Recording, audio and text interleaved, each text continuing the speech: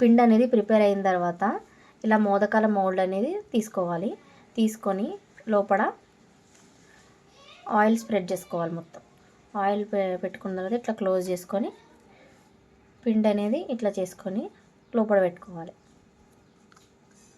దీంట్లో స్టఫ్ కింద మీ దగ్గర కొబ్బరి ఉంటే కనుక కొబ్బరి బెల్లం కలిపి స్టఫ్ చేసుకోవచ్చు. లేదంటే ఈజీగా అయిపోవాలంటే బెల్లం ఒకటే పెట్టుకున్నా సరే సరిపోతుంది. నేను ఇప్పుడు ప్రజెంట్ బెల్లం పెడుతున్నాను. దీంట్లో బెల్లం పెట్టుకొని ఇట్లా క్లోజ్ చేసుకోవాలి. ఇట్లా ప్రెస్ చేసుకుంటూ లోపలికి అనుకుంటూ దీన్ని ఈవెన్గా స్ప్రెడ్ చేసుకోవాలి. ఇలా ఎడ్జెస్ ఏమైనా వస్తే రిమూవ్ చేసుకొని ఇప్పుడు ఓపెన్ చేద్దాం. మోదకం అనేది ఇట్లా రెడీ అయిపోతుంది. చూసారా? సేమ్ అలాగే ఇలా మొత్తం మోదకాలన్నీ రెడీ చేసుకోవాలి. ఈ తాలికలు కూడా పిండిని ఇట్లా ఇట్లా అనుకుంటూ మొత్తం తాలికలన్నీ చేసుకొని పెట్టుకోవాలి. తాలికలన్నీ ప్రిపేర్ అయిపోతాయి. ఇప్పుడు మనం దీన్ని మోదకాలు ఆవిరి పెట్టుకుందాం. బెల్లం తాలికలు చేసుకోవచ్చు. ఒక కప్పు బెల్లానికి ఒక కప్పు నీళ్ళు వేసుకొని ఇట్లా ఉడికించుకోవాలి. దీంట్లో ఆ తాలికలు తీసుకొచ్చి వేసుకోవాలి.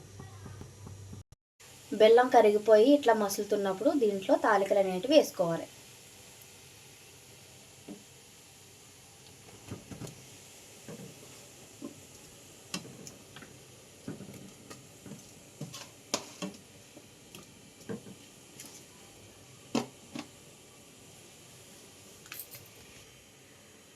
అలాగే ఇవి కొంచెం ఇలాచి పౌడర్ వేసుకుంటే ఫ్లేవర్ బాగుంటుంది.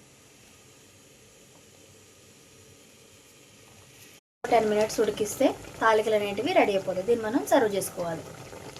ఇప్పుడు మోదకాలు ఉడికించుకోవడానికి ఇలాంటిది ఒకటి తీసుకొని దీంట్లో కొన్ని వాటర్ వేసుకొని ఇలా ఆయిల్ స్ప్రెడ్ చేసుకోవాలి. ప్లేట్కి ఆయిల్ స్ప్రెడ్ చేసుకొని మోదకాలన్నీ దీంట్లో పెట్టుకోవాలి.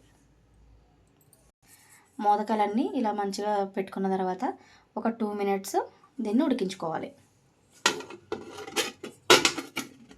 మోదకాలు ఆవిరి పట్టి తీసిన తర్వాత ఇలా ఉంటాయి. అలాగే మన తాలికలు కూడా కంప్లీట్ అయిపోయింది. ఇలా ఒకటే పిండితో తక్కువ టైంలో 2 ప్రసాదాలు అనేది ప్రిపేర్ చేసుకోవచ్చు.